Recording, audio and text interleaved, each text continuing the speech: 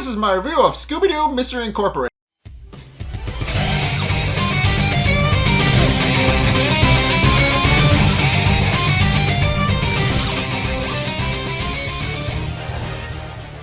Okay, so this episode is interesting for a number of reasons. I'll get into all of those as I get to them. But this episode is interesting because it introduces us to the Fright Hound, which is this big scary thing that shows up, and it's a very dog-like monster. But what's notable about this one is that Scooby is the main culprit of this mystery, sort of. We'll get to that in a minute, but he was wrongfully framed, I should point out. But the episode actually opens up with what it was later revealed to be kind of a flashback, I guess, kind of sort of. Not sure what the correct term it is, but it happens later in the episode, but isn't actually happening at the start of the episode. But it opens up with us seeing a bunch of security guards hanging out, well, not really hanging out, but doing their job at what we later find out is the Crystal Cove Animal Asylum for the Criminally Insane, which is about as weird as it sounds. And as they're just kind of milling around shooting the shit, suddenly this giant beast-like dog suddenly bursts through the walls and starts attacking the place. And they immediately arm themselves and start attacking and try to fend it off, but in vain, because the Fright Hound just kind of chews through all of their men and just starts attacking things. But in case this episode then proceeds to open up with a tour guide scene of Mrs. Dinkley actually giving a guided tour of all of Crystal Cove's weird and wacky shit. And she just kind of drives everybody around in her mystery tour bus and brings all the patrons around to just show them all the tour locales when the tour ends, and she opens up the doors to let everybody get off. At which point somebody hears there's like a loud banging noise on the roof of the car, with one of the patrons piping up, hoping that the tour's still going, but Mrs. Dinkley openly assures them that the tour is pretty over. Otherwise, she would have charged them more, as she openly admits. But in case it's at this point where she winds up where the Fright Hound actually winds up ripping through the tour bus, and Mrs. Dinkley actually faints from shock and actually hits her head on the dashboard, which causes the door to close and everybody to get stuck inside. And one of the patrons actually pulls out his camcorder and starts recording the whole incident, where the Fright Hound proceeds to start tearing up the interior of the bus to attack the patrons, and also during the scuffle, the Fright Hound actually winds up losing its collar, which winds up becoming important. But in case it then cuts to Mystery Inc. at their school, where Shaggy is just kind of pointing out that it felt like just another boring hum day, and that he wishes it was a bit more exciting. At which point Velma offers to make it a bit more exciting for him in a very romantic kind of way. But Scooby merely interjects, pointing out that he would be more than happy to go for a snack. But which Velma remarks that she feels like a side of mustard on a Scooby and Shaggy sandwich, which their remark actually sounds a little bit delicious. But in any case, as they're just kind of having this little conversation, there's suddenly a giant mechanized spider just kind of starts climbing around the parking lot and starts tearing up the cars. With several of the athletic guys pointing out that their cars are a mess, and that whoever's doing this is going to have to pay for it. And Daphne is immediately the first one to wonder what it is, at which point Fred points out that that's most likely a mystery and one that they now need to solve. But as it turns out, no. As we later find out, it's actually just a spider made by a guy named Jason, who apparently knows Velma a little bit too personally, and it's not so subtle that he has a crush on her. It gets a little weird. It gets more than a little weird going forward. But he very much openly points out, among other things, which Velma just kind of points out is a little bit creepy. He points out that they are actually in the robotics club together, and at which point Velma actually winds up introducing Jason, and Jason is, and I should reiterate this, Jason's a little bit weird. He's a little bit too clingy with Velma, if that's a good word for it. He's a little bit too up close and personal with Velma, and Velma isn't entirely sure how to respond. And every time she tries to talk to him, he just kind of interjects with her and keeps going. And eventually, surprisingly enough, Shaggy is the one who actually steps in on her behalf, declaring that she has important Mystery Inc. business to take care of, and proceeds to take her hand and leaves her out of the area and back to their mystery machine. With Velma pointing out that was a very chivalrous thing of Shaggy to do, and proceeds to call him her knight in baggy armor, but he merely points out that while he did do that to kind of step in on her behalf, he also points out that he's hungry and he actually wanted to go eat something, and he mainly used Velma as an excuse to go and pull her aside and go get some food. Which kind of deflates her a little bit. She's very upset about Shaggy's true motives. But in any case, they then all get into the mystery machine, and on the way to go get some food, they actually discover the scene of the accident with the Fright Hound, which with Sheriff Stone is actually currently investigating and trying to get witness testimony as to what happened. But it's at this point where Mr. Inc. get out, and Fred openly volunteers to help solve the mystery, and declares that they'll help figure out what happened. But Sheriff Stone merely points out that he knows exactly what happened, about how there was a dog that just attacked the tour bus, and then he proceeds to arrest Scooby for it, pointing out that eyewitness accounts state that they saw what looked like Scooby attacking the bus, which Daphne openly points out is a bit preposterous, since obviously Scooby was with them this whole time. There's no way in hell he could have. But the patron from earlier who recorded the whole thing points out that he feels like that to tell that to his security, to his camera, and then proceeds to show them the footage of the Fright Hound actually attacking the bus, and it does look like a dead ringer for Scooby. So it's pretty clear that something is going on with Scooby. But in any case, Daphne then also proceeds to point out that it couldn't have possibly been Scooby, since it doesn't make any sort of sense that he would be there. But Sheriff Stone merely pulls out another piece of evidence, which is the collar that the Fright Hound actually wound up losing, and points out that Scooby most likely lost it in the attack, which Daphne once again Velma actually winds up pointing out is a bit preposterous, since obviously he still has his collar. It doesn't make any sort of sense as to what could have happened. But Sheriff Stone merely writes it off as the fact that he's a criminal mastermind. He probably has several collars just in his closet that he can interchange out, and but that proceeds to arrest Scooby and haul him off in a police car, with Scooby and Shaggy just kind of hollering at each other in despair at the fact that they've now been separated by the law. But in any case, back in the mystery machine, Shaggy is notably distraught and upset and not really sure what to do with himself. And Velma tries to cheer him up, especially since she's trying to take the opportunity to just kind of romance up Shaggy, while Scooby is out of the picture. And she notably goes a little too far with it, but if I don't get to that. But in any case, Fred eventually decides that enough is enough, and that to stop Shaggy from moping, he actually takes him to Clam Cabin and gets him as usual, which he knows should at the very least make Shaggy feel better. And sure enough, Shaggy, he hands Shaggy the plate of food, pointing out that he needs his energy back and he needs to stop moping, and points out that they'll figure out a way to actually free Scooby, but in the meantime he just needs to eat and get his energy back.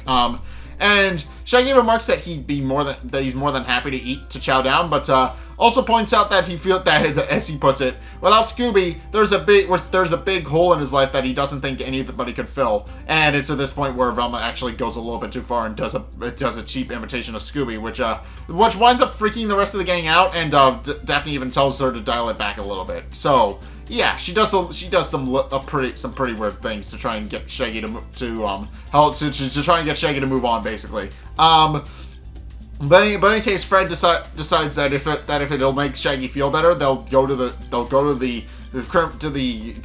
animal asylum for the criminally insane, and go visit Scooby there. So they do exactly that. They go to the asylum for the criminally insane, and they wind up they do wind up going into the security system to go see Scooby. The security guard introduces them to the animal asylum that's called the animal asylum for the criminally insane, which the gang does point out is preposterous. As Velma put it, they're animals, and by that logic, animals shouldn't be able to be criminally insane. But as we find out, yes, they are indeed very, very, very scary and very dangerous. But in any case, he then proceeds to take them through the X-ray, tells them to tuck in any loose clothing, at which point, while they're going through the cells trying to find Scooby, they're actually attacked by a chimpanzee who tries to grab at their faces, and the security guard merely tells them to not make any direct eye contact, and he then proceeds to actually open up the keys to lead them deeper inside the cell block. At which point, a giraffe tries to grab the keys, which he then proceeds to pull out his taser and tries to chase off the giraffe, and then two other guards come in and push it back into its cell. Eventually, they do wind up finding Scooby with Shaggy and Scooby having a bit of a brief reunion with Scooby behind bars, with Scooby pointing out that he's been having nightmares, and when Shaggy points out that it's likely because of the guards, he merely points out that the food is terrible. So yeah, he's been having nightmares about the food more than anything else. At which point Shaggy actually winds up declaring that he's going to get Scooby out of there, even if he has to take the building apart brick by brick himself. At which point, Daphne winds up fumbling with the locket again that she found. And in the process, it makes its musical charm that it always does when it opens. At which point, they hear a disembodied voice calling from its cell at the very end of the block, saying "Mystery Incorporated to the rescue." With the guard remarking that's remarkable and that he finally spoke. At which point they then proceed to go and he proceeds to go and open up the cell so that Mr. E can go and meet him, since obviously seems to be some sort of connection with them. He does point, and while he's opening up the cell, he does proceed to point out that they need to be very careful because who's behind this giant cell, which has a giant safe door, by the way, very, very important. But they remark that the cell holds their most dangerous inmate, and that they need to be on their best guard with him. At which point he escorts him in, and at which point it's revealed that the person inside the cell is actually Professor Pericles himself. So yeah, Professor Pericles is a character that has been mentioned so far, but hasn't actually appeared in an episode yet up until now. And what we find out is that he kind of earned his whole role at the insane asylum for the criminally insane, because he's kind of crazy and a little bit cryptic. And I should point that out. He's very weird. But in case the guard, after escorting Mystery Incorporated inside, he merely points out that the Professor Pericles notably hasn't spoken, and that's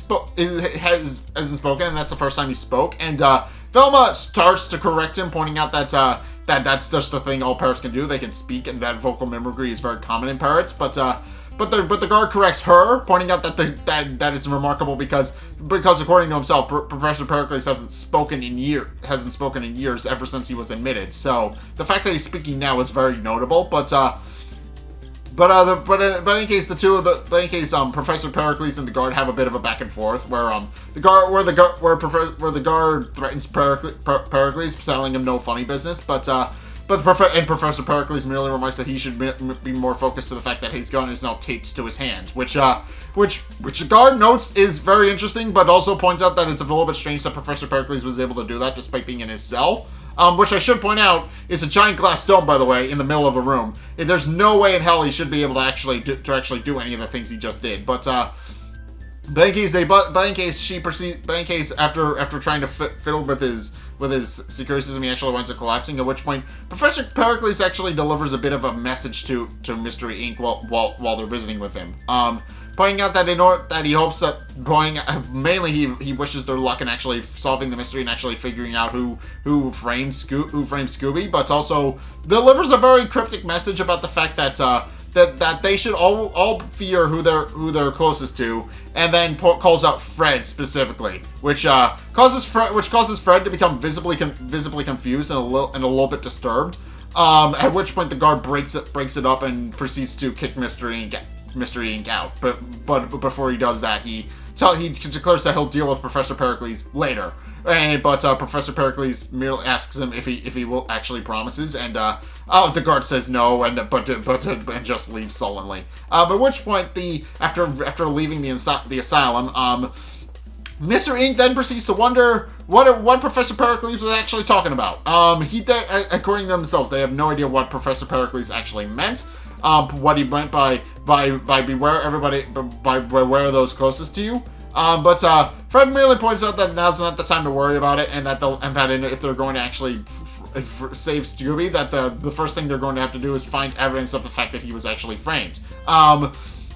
And so they decide to actually go back to the scene of the crime, the tour bus that got torn to shit by the Fright Hound. So they do proceed to go and investigate that, and eventually they do find a very specific piece of evidence that apparently the Fright Hound lost one. The Fright Hound is apparently a robot and lost one of its servos.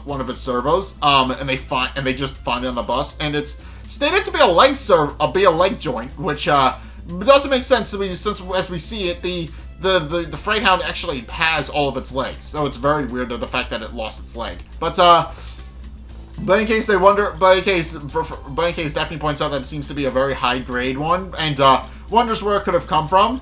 But at which point Velma actually gets a very good idea of where it came from, and they immediately go to visit Jason's house. So, yeah, as we've established, Jason is a little bit weird and also a little bit into robotics, so obviously he should be suspect number one regarding this, especially since Velma later points out that she knows for a fact that Jason might have built it, since it's obviously something from their robots club, and it feels something very similar. So, in any case, they proceed to knock on the door, and Jason's mom, Mrs. Wyatt, actually opens the door, and while she's initially confused as to why they're there, once Velma says, well, her name, she immediately becomes amiable with them and escorts them inside, pointing out that she'll make date nut bread and soy and lactose intolerant, lactose-free milk. Pointing out that Jason is actually can't drink regular milk because obviously he's lactose intolerant, but in case she then proceeds to show them where his room is, and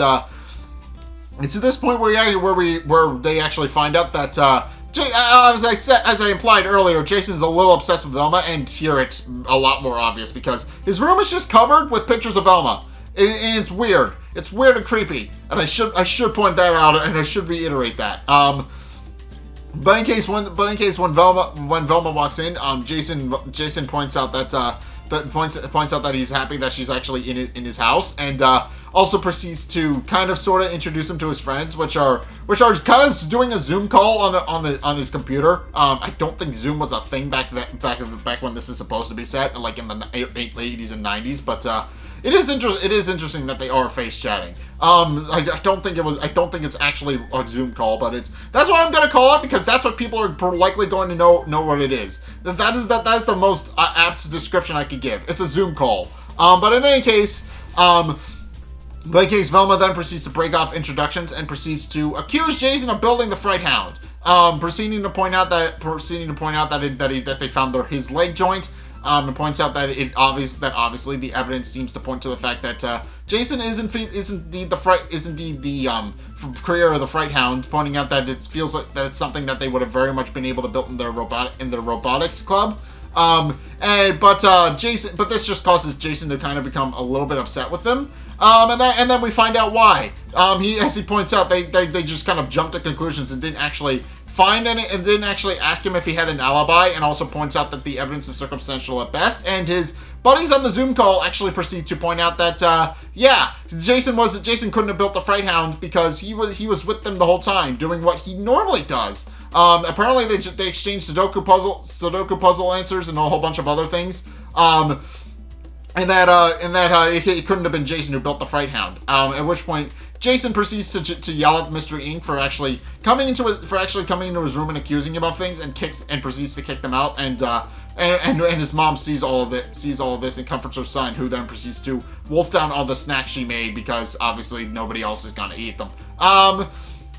But in case with that little aside out of the way, they quickly realize that now they have no suspect, and they're going to need to actually figure out another way to actually find out who made the Fright Hound, since they're clearly on the right track about it being a robot. But it's at this point where they're actually attacked by the Fright Hound, which apparently knows that Mystery Inc. is apparently trying to investigate it, and proceeds to actually claw its way into the ceiling of the Mystery Machine, and proceeds to grab Daphne's hair in its jaws. At which point Fred goes into a full spin, and actually winds up shaking the Fright Hound off. The Fright Hound actually winds up landing in the bushes, and Mystery Inc. winds up driving off and going to the police station, with the Fright Hound recovering shortly after.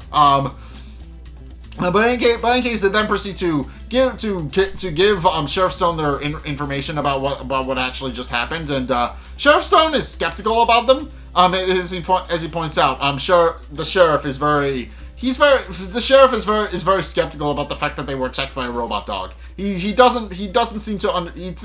to think that Scooby is still very much the culprit, even though as the gang quickly points out to him, Scooby was in the asylum the whole time and couldn't have attacked them. But he merely points out that it was likely a robot dog built by Scooby, which is as preposterous as it sounds. At which point he gets a call and has to break up his meeting with Mr. Inc. short. And what we find out is that the opening at the beginning of the episode, it takes place here. So yeah, as we find out the attack from the Fright Hound that starts the beginning of the episode with attacking the Crystal Cove Animal Asylum for the criminally insane. It happens like at the very end of the episode, and they proceed to call Sheriff Stone and tell him to send backup because the Fright Hound is proceeding to tear through all of their defenses. So Sheriff Stone immediately leaves and tells her and kind of sarcastically remarks that now he has to go that while he was busy dealing with the robotic dog nonsense, he now has to go deal with the Fright Hound nonsense. So with that, he then proceeds to leave and goes to the asylum. And Mr. Inc., having overheard the entire call, and more accurately Sheriff Stone telling them what happened, Shaggy immediately goes into panic mode because obviously Scooby's at the asylum, and points out that if they don't get to the asylum before the Fright Hound does, that's something that is very much going to happen to Scooby. But so in any case, they get into the Mystery Machine and immediately make a beeline for the animal asylum, where the Fright Hound is currently attacking his way through the security staff, and while the security staff is very much heavily armed with shotguns and pistols and a whole bunch of other things, they barely make a dent in the Fright Hound at most. They kind of chew through its quote-unquote skin. I guess the more accurate term would be a plush suit, since it's an animatronic. But it winds up chewing through the Fright Hound's plush suit, revealing the robotic endoskeleton underneath, and or rather the robotic body underneath, and at which point it stops focusing on the guards and proceeds to start looking around, and the guards quickly point out that it seems like it's looking for something, and sure enough, it then proceeds to burst through the walls and proceeds to make a beeline straight for Scooby. With Scooby trying to fend off the Fright Hound and trying to escape from it, and he eventually winds up escaping through the hole where the Fright Hound came from, with Mr. Inc. just in time actually coming to Scooby's aid, and Shaggy blocking up the Fright Hound's path, pointing out that if it wants to go get to Scooby, it'll have to go through him. But Velma merely pulls him on off his feet, and they proceed to go back to the Mystery Machine and get as far from the asylum as they possibly can. But in case in any case, they do wind up putting some distance between themselves and the Fright Hound. But eventually, the Mystery Machine does wind up running out of gas, with Daphne pointing out that she's hoping the engine didn't go missing again, which Fred points out didn't happen. Fortunately enough. But he does point out that rather ironically enough, they do wind up breaking down next to an abandoned factory. And he points out that they'll actually be safe among the quote-unquote dangerous machinery. So yeah, obviously Fred doesn't entirely know what he's talking about, but he then proceeds to bring the rest of the gang in, with Scooby and Shaggy currently in a fierce hug, being finally happy that they're reunited, with Velma just pulling the two of them to their feet, and they proceed to actually run into the building, with Fred turning on the light and the power to the building, which causes all of the belts and stuff to start running. At which point they proceed to barricade the door and point out that they should be safe from the Fright Hound for the time being. But no, because right at that moment, the Fright Hound then proceeds to actually burst through the door and tries to chase after Mystery Inc. And Fred and Daphne and the five of them actually wind up splitting up. Fred and Daphne wind up going off on their own, trying to get away from the Fright Hound. Whereas Scooby, Shaggy, and Velma wind up going in another direction, and in the process, Scooby actually winds up getting lost and going through a door.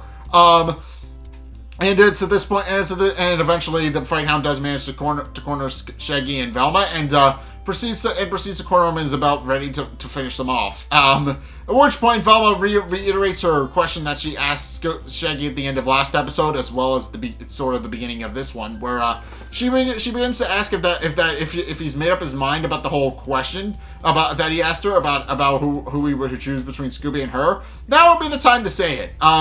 With Shaggy kind of pointing out that now's probably not the time or place for it, and she merely points out that she was kind of hoping he wouldn't say that, but it's in any case at this point where the Fright Hound's about to corner them, and Scooby actually winds up showing up with, I'm pretty sure it's a forklift. It's a very futuristic looking forklift, which is odd because this is the 80s, but it's a very futuristic looking forklift that functions more like a robot, or that one from Aliens, if you know what I'm referencing.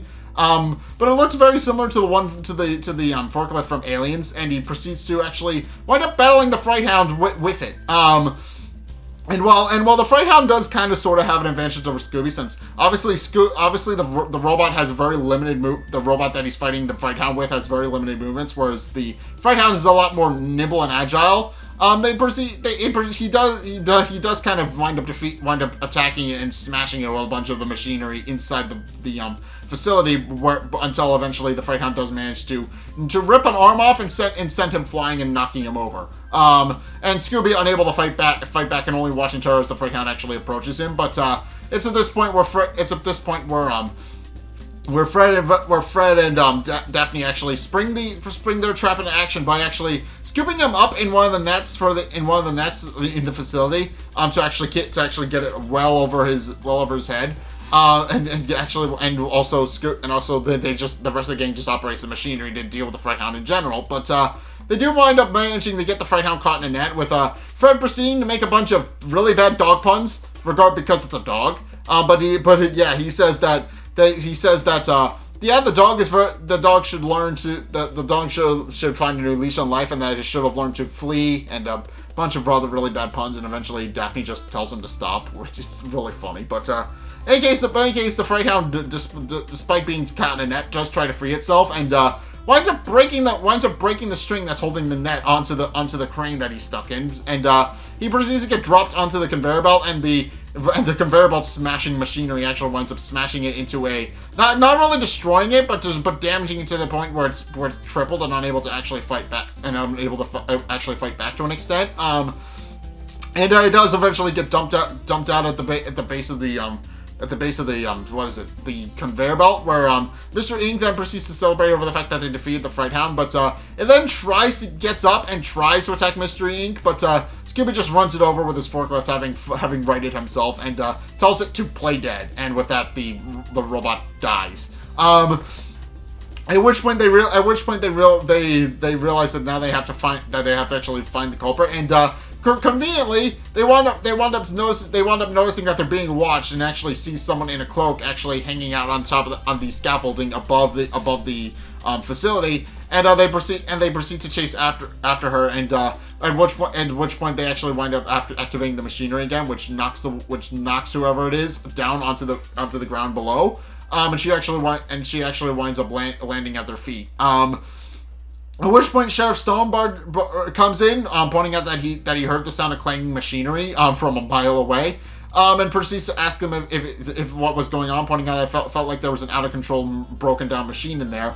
At which point they proceed to point out that they actually solved the mystery of the Fright Hound, and proceed to unmask the person who's controlling it because they're wearing a cloak, and it's revealed to be Jason's mom. As we find out, not only was Jason's mom not only does he get his robotic skills from her, but apparently her main motive was to break up Mystery Inc. so that Jason and Velma could be together.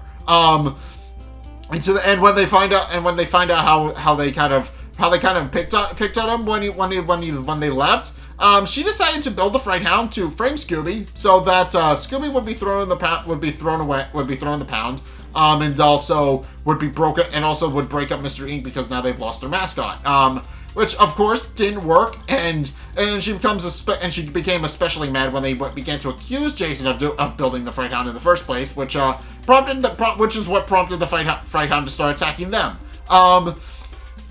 She points out that the whole reason she did it was because she can't stand bullies, and points out that she only wants what's best for her son, as she's being arrested by Sheriff Stone and being hauled off. And Jason, who apparently showed up and apparently came with his mom at some point, proceeds to point out that now him and Velma will never be together, and he would have if it hadn't been for his meddling mom. At which point Velma proceeds to explain a little bit more clearly about about their standing with one another, and she basically just explains that she's not interested in him like at all, and points out that they can still be friends with Jason taking it a little bit pretty well. Pointing out that being friends with Velma is better than nothing, although he still kind of keeps doing his whole creepy thing about lusting for Velma a little bit, but to a lesser extent now. He treats her not as a girl who likes him, but as a friend who just happens to be a girl, and that's kind of interesting. But in any case, once Mrs. Wyatt is actually hauled off, they proceed.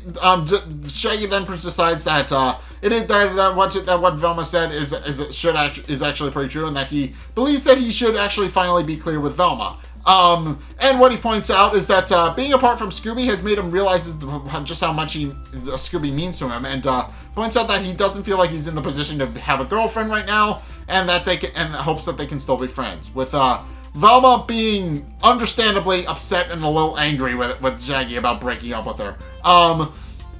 And obviously Daphne immediately goes to console Velma with Fred in a very kind of tone deaf kind of way points out that whole situation has finally been solved, which doesn't exactly make Velma feel better. But in any case, as that's happening, Sheriff Stone actually winds up getting a call on his phone from the head security guard at the insane asylum, where he finds out that all but one of the animals is actually accounted for, and that Professor Pericles has apparently escaped. Meanwhile, Velma is actually interrupted from her crying by Mr. E, who winds up texting them a message just called "Follow the Parrot." And that's where the episode ends. Okay, so this episode is interesting for a number of reasons. First and foremost, let's not pretend that Shaggy and Velma's breakup was not coming at all. Obviously they've been having problems for the better part of a couple of episodes now. Yeah, obviously, first and foremost, Shaggy was dragging his feet about the fact that he was dating Velma in the first place, which obviously didn't really know how to actually convey his feelings about what he was feeling. But and also there's also the point where Velma tries to change Shaggy and make him something he's not, which Shaggy didn't very much appreciate, and even told her as such in those episodes. But and also finally, this continues this also kind of puts it into the whole love triangle thing that happened with Scooby, Shaggy, and Velma, which is a little bit weird, I should point out, but it does point out that Scooby and Shaggy have a very brotherly bond, and that Velma was kind of getting in the way of that, but their relationship was kind of just doomed from the start. Obviously it was very much building up to the fact that they were eventually going to break up, because they weren't very compatible, like at all, and they were having very, very obvious relationship issues. Obviously their relationship wasn't going to last for more than a couple of episodes, but then there's also a bit of lore implications as well, with Professor Pericles being introduced as the mascot to Mr. Ink.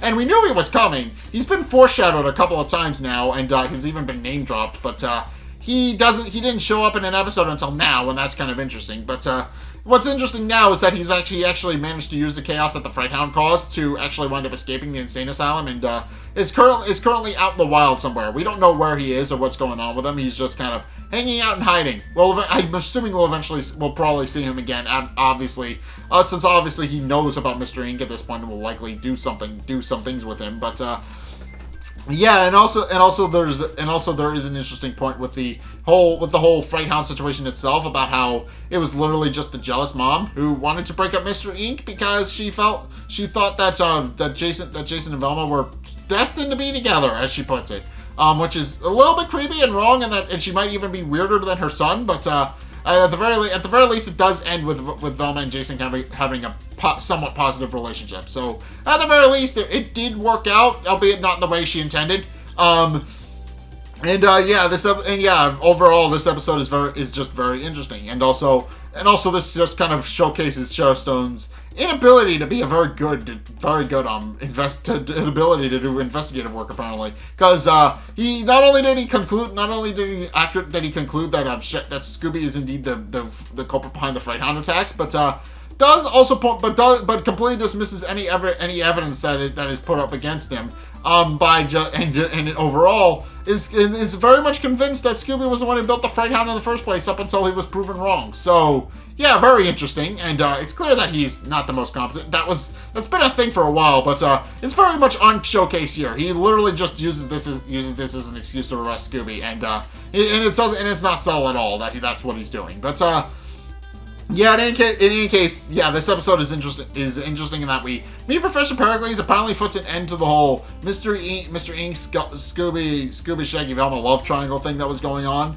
And and overall, I do just kind of like this episode and how it turned out. I do like how it kind of plays into an ongoing mystery by continuing onward by finally introducing Professor Pericles, who was the mascot, and I'm interested to see what his deal is. But also, there's the fact that apparently Scooby, Shaggy and Velma just kind of broke up, and I'm wondering how that's going to affect the group going forward. But in any case, yeah, that's gonna do it for my review. Thank you guys so much for watching. If you enjoyed, be sure to like, comment, and subscribe. Also, be sure to follow me on Twitter in the description below. Be sure to check out my Patreon in the description below as well. It's only a couple bucks a month. It does really help me out, and you guys get access to a bunch of cool perks, and I'm always saying thanks. So be sure to go check those out. Links down in the description.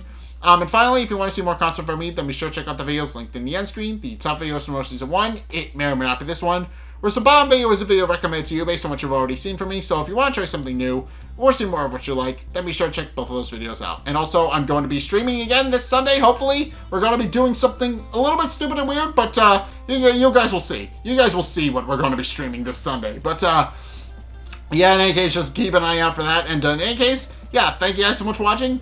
And until next time, we'll see you guys in the next video. Peace.